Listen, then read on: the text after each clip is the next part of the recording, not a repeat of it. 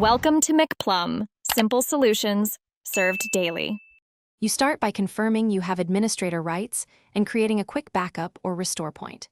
Next, open the user profile or system settings where the login video is referenced so you can find the exact file path. Once done, quit any media apps and stop auto-run tasks. This prevents the video from locking while you edit. You are preparing the environment so file edits proceed without permission errors or unexpected playback interruptions.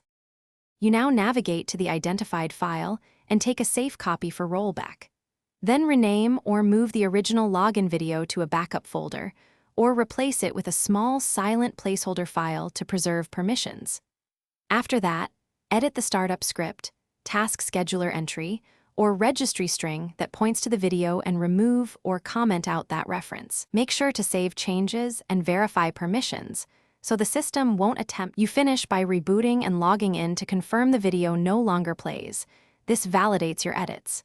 If the video still appears, check scheduled tasks, startup services, group policy, or cloud sync that might reapply the file.